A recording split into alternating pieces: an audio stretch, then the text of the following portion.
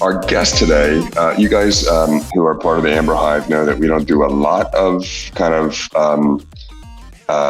exam hacks or study tips because generally you shouldn't be spending too much time on that. But this is an exception because A, you should be spending some time on it, and B, this book, How We Learn by Benedict Carey, who was a reporter for the New York Times for something like 20 years and then wrote this book.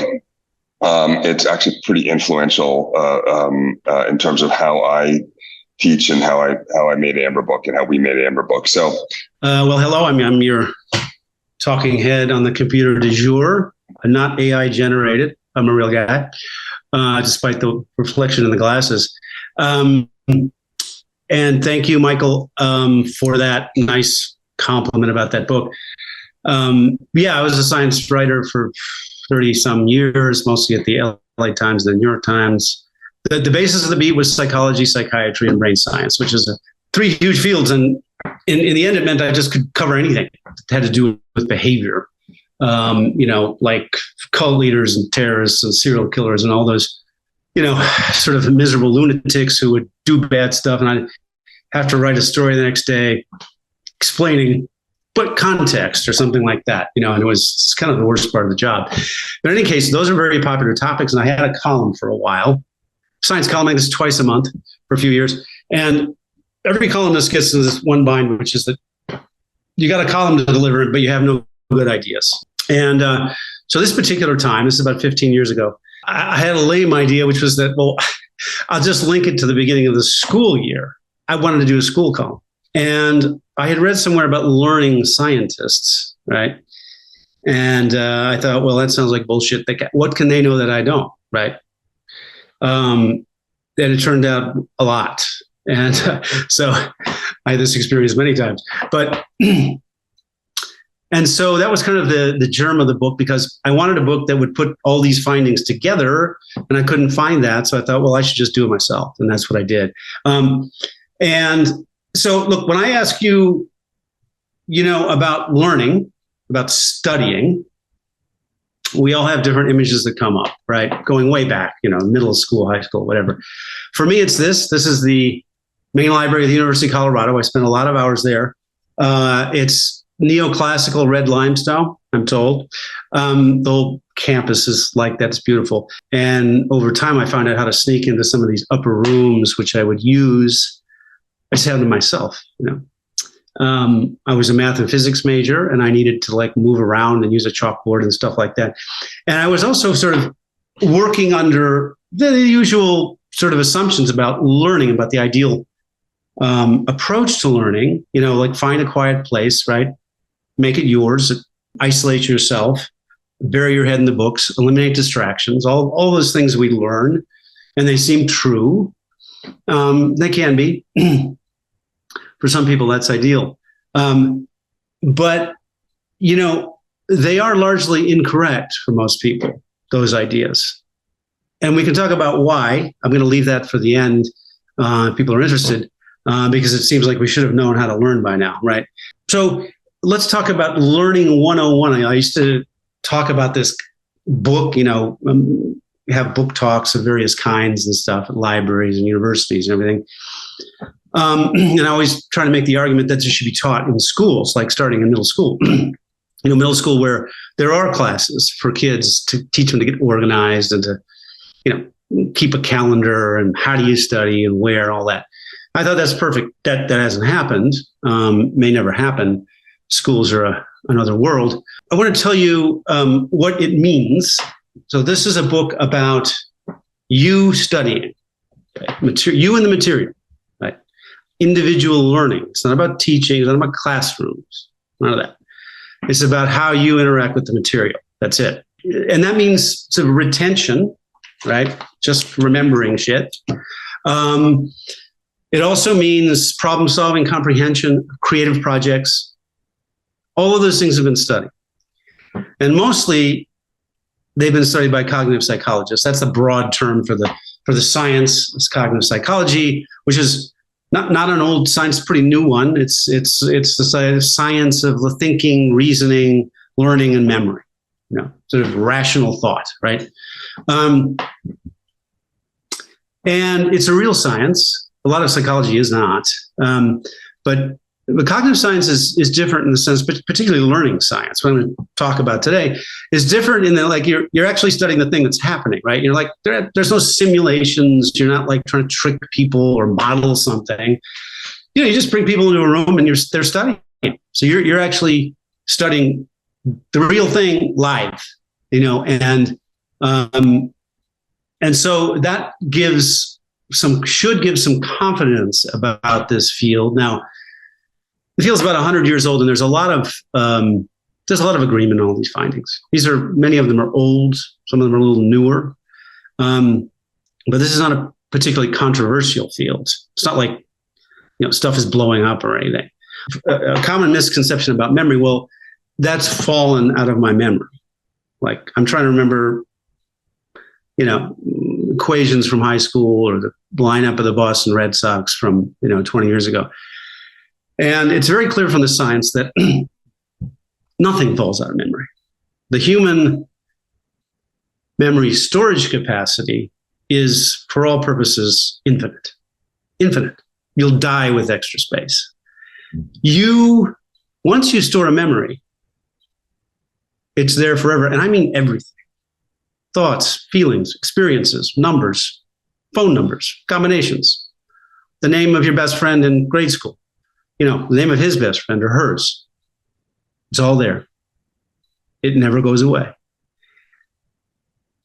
The problem is retrieval. And retrieval is very limited. Of course, you cannot retrieve all that stuff at any one time. Good thing you can't. And, because you'd be overwhelmed, right? You'd have a stroke or two. The memory system evolved in a way that is supposed to allow you and me and everyone else to retrieve the stuff we want to retrieve when we need it. Right? And so that's a very tiny fraction of everything that's in there. But the science really is focused on how to sharpen that, the retrieval side, right? Because when you're going to take a test, of course, you need to have that information available to you.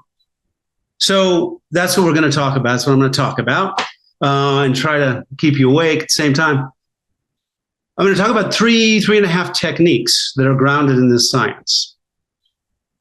They're techniques you can use now, anytime. And these are techniques, by the way, that I need to say this, that it's not about making you a genius, right?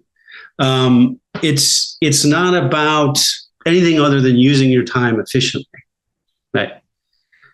That's what it's all about. And these are things that, as I mentioned before, don't necessarily work for everybody. That's not, some people just aren't made for them. Most people are. And so since you guys are all preparing for important tests, I'm going to give you three techniques, well, three and a half, I guess, that really have to do with retention, with remembering stuff. I want to start, which is really the beginning of modern learning science. I mean, memorization techniques go way back before, BCE.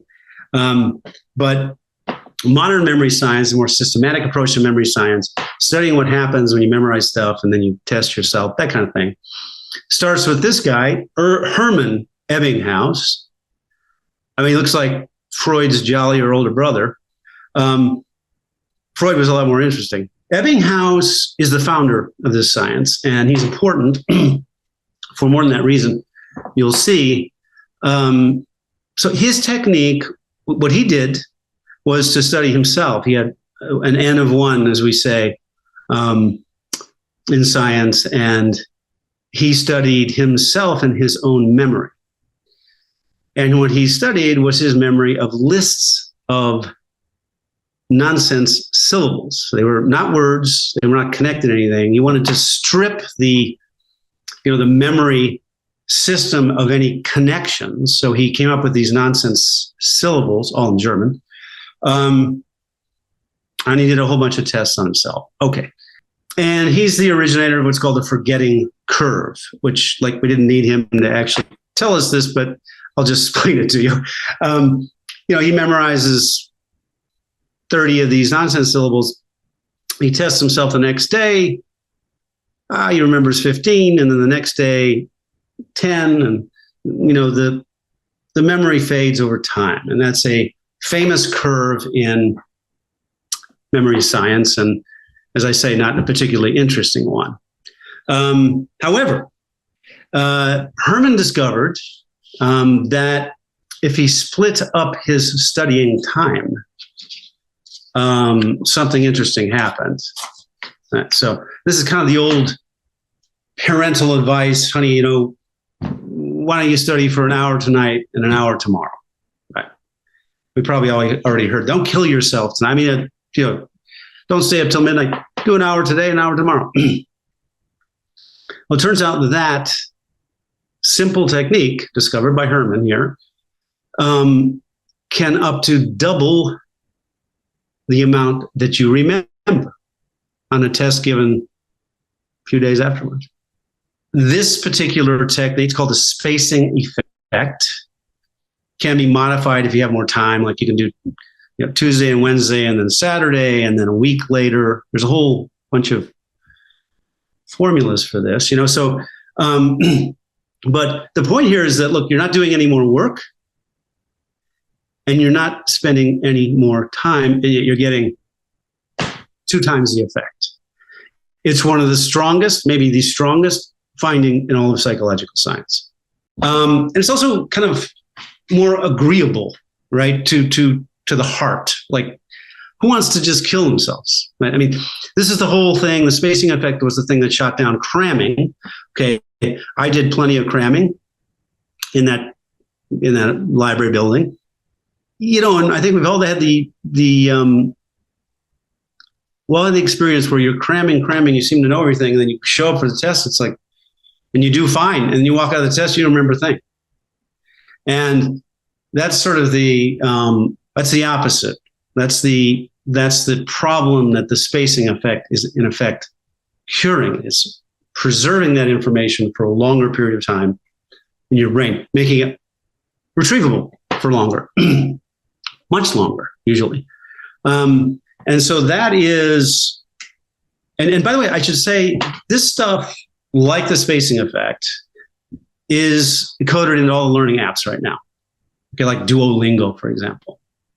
They have coded. I know this because they talk to me, right? A lot of the founders of these companies, they read the book and they talked to me about it and said, look, we want to codify this stuff. And that's spacing effect is easy to put into an algorithm. The other stuff is a little harder, but that's in a lot of it too. So there's nothing old timey about this particular stuff. It's in your apps, right? And also probably in the calendars as well, depending on what kind of calendar you have. Okay, so that's the spacing effect. You can use it now, you can use it tonight, you can use it this week. See how it goes. I mean, all of you are already clearly good learners. You know a lot about learning. You wouldn't be here if not. These are techniques grounded in science that can potentially improve on that. Now, they can do better than that. And I'll tell you, and this is the next technique. Let me get my photo up here, which is called the context effect. This one is not as strong as the spacing effect. Nothing is. This is the idea that, look, when you learn something, there are elements of the environment that are coded into that experience. So, for example, think of like studying for a test and you're sitting in the same cubicle all the time. It's quiet, the lighting's good and all that. And then you show up for the test a week later and it's a huge auditorium and it's noisy and suddenly the information is not as available, as retrievable as it was when you're just kind of sitting by yourself in your chosen spot. I've got a friend, Mike, who is a prominent scientist now, but he studied the piano for years when he was a kid. And he got to where he was very proficient playing a suite of Debussy pieces. He played them in his room, And Mike, went on to do different things and so on and so on. and people would ask him, they would know, oh, I heard you were a proficient pianist. And he would sit down and he couldn't reproduce the notes. So he forgot, he got lost and so on. But Mike's mom still lives in the house he grew up in, and his room looks pretty much the same. When he goes home, he can play it. And that's a very sort of arcane, exotic example of the context effect, the fact that when you learn something in just one place, it becomes a little bit less available when you change, the place, the environment, especially if you change it dramatically. And so the context effect, I say, is not quite as strong as the spacing effect I just mentioned. The idea with this is to make the learning independent of the context, so that you don't have to go back to your childhood room to remember how to play. And the way to do that is to change the context. And that means this is one I love personally, because I'm up and down. I have, attention span's not great. I need to move, walk around, ideally, to think. This particular finding is, I would call it an invitation to move around, right? So you don't have to sit in the same place. You don't have to go to the same cubicle. You don't have to be in the same room. Take it outside. Go on the porch. Go to the bar. This is a picture of a woman starting in a bar here. Go outside. Go hike up a trail. Sit down and read it there. I used to take my material when I was in college, and I was close to hike up to the Front Range. So I'd be sitting there with the Front Range right in front of me, studying, something. That's an environment that, you don't forget that. So this is really an invitation to change up your study environment. And by the way, it's not just physical environment. It's also mental states, mental environment. So in fact, because in the 60s or 70s, the US government actually did research on pot smoking and learning. And they made the joints. They made real ones and fake ones. And that's the way you study that thing. So you compare, people get stoned, they learn. The other people are not getting stoned because the joints are no good. And then they test them and see, how well they do. Do they do better if you learn stoned, do you do better stoned? The answer is yes, a little bit. Same if you're drunk, by the way. Don't get too drunk. See this as an opening up of your study routine, having some confidence that it's okay and it's actually probably helpful, that you have a variety of environments when you study. It's just a lot more fun. I mean, take it to Starbucks, take it to wherever, take it to the bar, have a couple, not too many, but, and so that's the second thing. It's called the context effect. And lots of super interesting work or experiments in that world beyond the pot one. But that's the way I interpret that finding. And that's the way I've used that for my whole life, really. But, after I learned that it's an advantage. Once the information is independent of context, then you can pull it up. You have a better, easier time pulling it up anywhere, right? I'm going to talk about a third technique. Again, a technique that's easy to use. You can do it anytime. And this one is stronger, much stronger than context. It's close to what the spacing effect is. All right, this is another old-timey slide. I tell a story about this. It's called Settle Street School in the East End of London in the early 1900s. And there was an important study conducted here by a guy named Philip Ballard, who was an educational researcher type of guy. And the Settle Street School was a low-performing school. It was in the East End. A lot of these kids, didn't have a lot to eat. Some of them worked, after school in factories and stuff. So there was one of those kinds of neighborhoods. And those neighborhoods, for many reasons I don't need to explain, typically had lower performing schools. But Ballard thought, well, I want to run some tests to find out what's wrong with them, right? How come they don't perform as well? This is a 7th grade class here, I think. Anyway, he thought maybe it was, that they just paid attention, or they weren't disciplined, stuff like that. So he gave them a stuff to study, and that stuff was often like poems to memorize. Memorize a poem, and those poems tended to be poems with stories. Like a lot of them were Longfellow poems, and the kids studied those. Nothing good, thank you, go home, and then Ballard would come back like the next day or a couple of days, and he would test them and to find out how much they'd learned, right? And so, the first test, nothing, 3 words, 8 words, 5 words. So it looked pretty bad. And then we would do it again a couple of days later. And they remembered more. And he thought it was just, what the hell's going on here? Somebody's cheating. And then he would come back and they remembered more, and so on. And so these kids assembled these poems over time after studying them one time. This is strange indeed, and it causes a stir in the people who cared about that stuff at the time.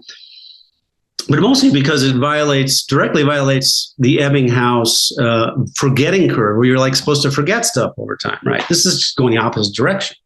So something weird is happening here. And it took many, many years to figure out what that was. Now, what it was is something called the testing effect. Testing effect. Now, normally we think of tests as evaluations, because they are. Find out what you learned. But that's completely flipped now. Tests are one of the most powerful learning tools there is. And those kids with repeated testing remembered more over time. Now, you may say, well, how does that square with the forgetting curve that Hermann found? And it's an interesting question, because they should forget more over time, right? Remember, Hermann was just testing himself once at different time intervals, a day, 3 days. These kids are being tested on the same stuff multiple times. Also, Ebbinghaus is working with nonsense. These kids had a poem, a story. These words linked together. They began to form, to coalesce with time, with repeated testing. It's called the testing effect. And it's now a very hot area of research. Well, you could say, well, it's pop quizzes, right? Just a pop quiz, fine. True. And so, but it depends on how you use those pop quizzes. So, for example, at the University of Texas now, and lots of their intro courses, particularly in psychology, but I think it's been spreading, they give pop quizzes, but they don't grade them. The pop quizzes are solely for learning. It's also for sort of a gut check of how you're doing, where you are in the class, but they're not graded. You're not penalized for doing badly on those. That has improved performance significantly. The testing effect, in fact, is so strong that there are now innovative teachers and programs that test you first. So, you haven't even taken the course. Taking the course is Russian. You don't know the first word of Russian. I'm going to give you your final exam now, right away. You will bomb that exam. Okay? However, the kids who take that exam, the people who take that exam first before they know anything, tend to do significantly better than those who do not do it. So this is not a matter of taking practice tests, which is a very good idea, by the way. Something else is happening. And again, we can talk about that if you're interested. There are theories about this. It's almost a kind of mind tuning, an introduction to the structure and the language before you start trying to put it in. Right? So the testing effect is extremely strong, and it's in order to implement it, besides taking practice tests, obviously, in order to implement it yourself, it's a lot more fun because first of all, you can teach the course, right? You say, all right, Michael, of course he is the teacher, but let's take a student. Why don't you teach me all about contractors and their obligations? Teach it to me. You might know 10% of it, right? But if you teach it to your friend and you teach it again, and then so does she, that knowledge grows. So it's one of the great things to be able to study with a friend, especially if you're teaching and testing each other, right? That is a very powerful way to improve, deepen retention, retrievability. Because look, if you're teaching the damn thing, you better know something, right? And if you teach it repeatedly, your knowledge improves and increases. Okay, especially if you're with a friend. This is the kind of thing where your friend who sits next to you might remember 50%, and you remember 50%, but they're a different 50%. And so that is a very powerful way to study. So you have the spacing effect, spacing out your time, up to twice as much retention with no more work, no more time. You have context, mixing, moving around, enjoying yourself a little bit more, going off the cafe, the bar, the woods, whatever. And now you have test. 3 valuable techniques that together will make your study time more efficient and more enjoyable, really. I mean, and so those are things you can do now. Yeah. You understand them. They're not kind of hard about them. And I think, I use this all the time and have done so. When I was a journalist, I mean, you have to learn stuff, like way more quickly than you want to. It was often a process of explaining. Well, you are explaining stuff to people. And I would often but I have to do that for my job, right?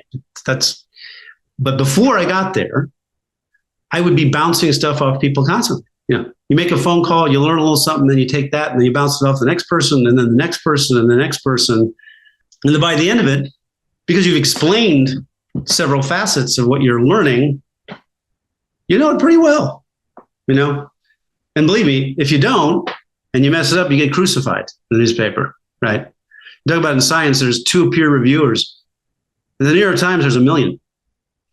And they come for you, right? So the learning techniques I learned really doing this book and stuff, I leaned in there hard because I had to, So those are 3 main ones, I think, for where you guys are now, given what Michael told me. We'll talk about one more. Okay, it's a little bit more of a comprehension-related technique, but it also, I think, will apply to some extent to what you're trying up against now. This is a picture of Shaquille O'Neal. Obviously, everyone loves Shaq. When I was at the LA Times, Shaq was on the Lakers. And the Lakers were a very competitive team, and there was a big problem with Shaq's free throw shooting. And I guess most people know what that is, but that's a free shot you get if you're fouled. And so, Shaq was a big player, a big scorer, a superstar, but he couldn't really shoot these free throws well, which was damaging the prospects of the team.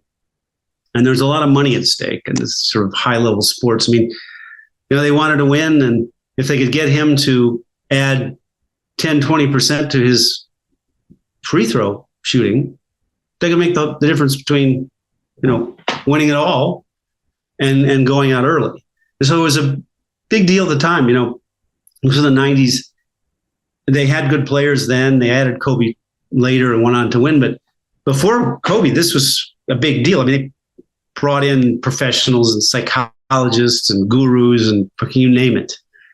And he never really improved very significantly. He's always kind of bad at the skill. And I once, one of the sort of the dean of this science, learning science, we call it, well, it's a couple at UCLA, Bob and Elizabeth Bjork. I became friends with them over the period of doing, all this work.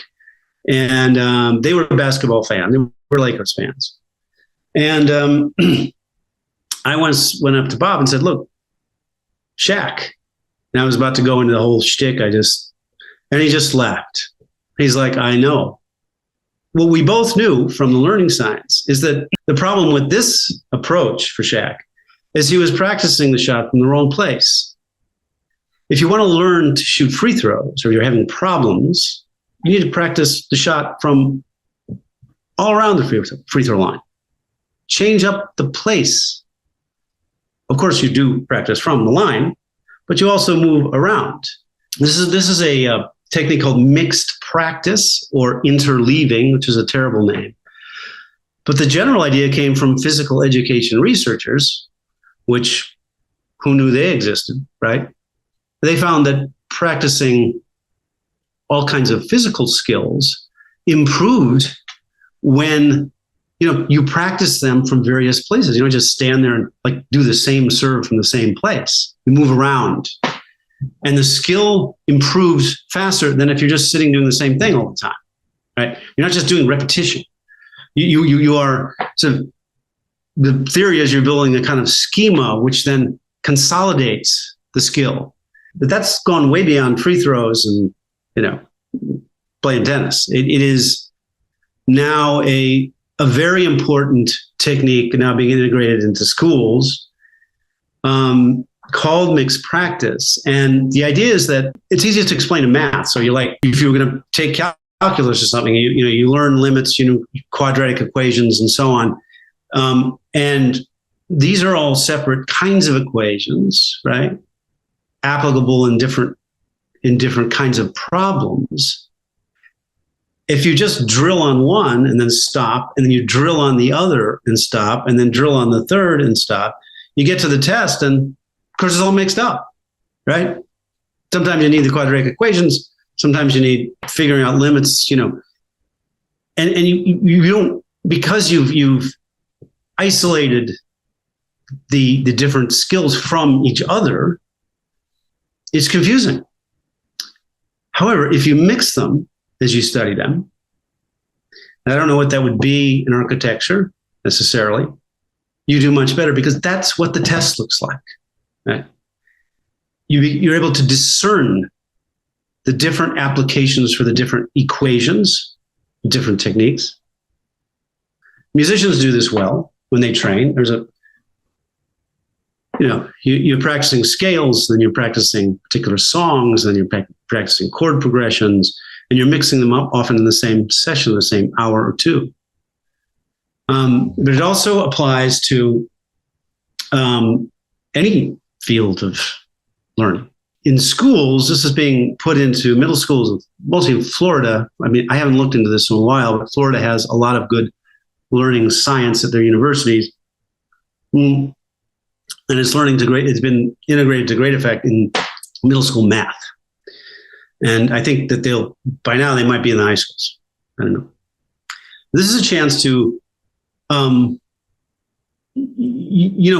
train your brain to recognize the differences in the different but related fields that you're studying. If I knew more about architecture, I could give you better examples of that. But I think you'd be better at doing it. I can probably help you with some context there. So in the context of architecture in general, and these exams in particular, let's say you're studying, instead of just studying how to measure how much light there is in a room based on the number of fixtures and lumens that come out of them, you would study how to measure a given room, but you would also study how to design a room for a certain light level. So you come in it from the design point of view, and then you come the other way from a measurement point of view. Or if you're talking about, if you're trying to understand the relationship between building foundations, you would figure out how big your footer needs to be to distribute the load across some soil. But you could also go the other direction and say, okay, we have a footer of a given width. How strong does the soil need to be able to support the building? So there are ways to and there are non-mathematical ways to do this too for less empirical things. But generally, measuring from one direction and designing from the other is how we would probably do it. Okay, that's great. So those are 3-4 techniques grounded in the learning science that are, easily applicable really for anyone. As I said, it doesn't guarantee they're going to help you, but definitely worth a try. And for a couple of reasons too, because it's just much more engaging if you can move around and go to different places when you're studying, if you can break shit up, or, you're studying with friends and you're doing the testing and the teaching and all that kind of stuff. Like, it's just more fun, right? And less isolating. The other thing is, with this stuff, you can begin to build strategies for stuff like to suit the techniques to the material. So you may find that, spacing and testing perfect. Like you get good traction, you're remembering more stuff, you're doing better. You might find, context plus testing. In the book, there are about 10 different techniques, which are sort of, you tailor to, depending on what you have to do. You have to solve a math problem or write an essay or whatever. But the purposes of just getting the information, retrieving it later, these 4 things can be, combined to suit whatever it is you are trying to learn. And so it takes a little bit of experimentation, but like I said, it's a hell of a lot more fun than sitting in the cubicle, torturing yourself, right? Scrolling on Facebook or whatever. There's nothing wrong with distractions, by the way, another finding. So, I'll just conclude by talking about why don't we know all this already, right? I mean, because, we're evolved animals, learning is super important. I mean, we should know how to do it, right? That should be one of the main things we know how to do. And we do. And, the educational system has produced extraordinary people and accomplishments and all that. So it's nothing to do with that, really.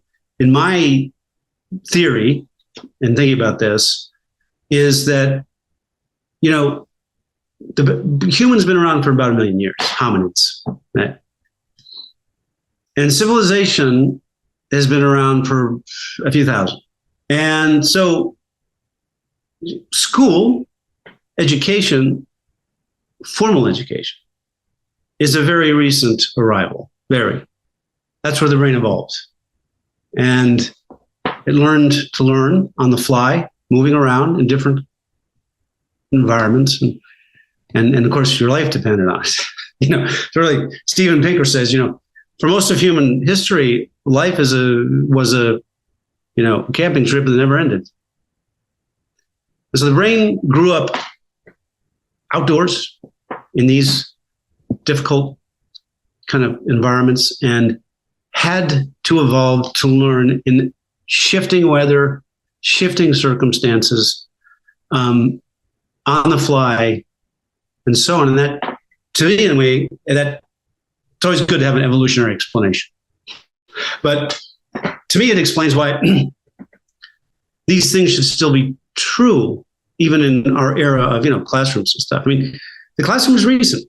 And so the brain is still adapting, and has to a large extent in some ways, but it's not quite there yet. And so this idea of breaking up, studying, changing context, environments, testing yourself, which they had to do all the time here, and mixing things up. Now, you didn't get to choose your courses necessarily in these environments. So And that's why I think that these things are still true about learning. That's why I think that we should all have a course in it, no matter what age. And with that, I will conclude. I'm happy to take any questions people have. So I'm going to ask Ben a couple of questions, but while I'm doing that, if you guys have a question for Ben, go ahead and raise your hand and we'll get to questions in the order that they were received. So Ben, based on some of the comments in the chat, I want to clarify the spacing effect, the idea that if you study, and instead of studying 2 hours tomorrow night, studying an hour tonight and an hour tomorrow night, that involves studying the same thing both nights, more or less, or at least having a lot of overlap. It doesn't mean break it up and do half of it tonight and half of it tomorrow night if the two parts don't. Okay. Yeah, that's good. That's good context. And then I know it's been a few years since you did this research, so maybe you don't remember, but what does the science tell us about the benefits or the lack of benefits from sleep and physical exercise as it relates to cognition, testing, memory? Sleep is considered to be part of the learning system.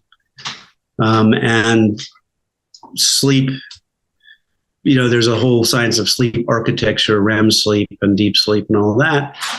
And the evidence that strongly suggests that, each one is suited to consolidating a certain kind of learning. And which is all the more reason to sleep, basically. I mean, I have a whole chapter about this. It's super interesting stuff because it's considered a part of the learning part of learning. It may be that is the function of sleep, or the most important one.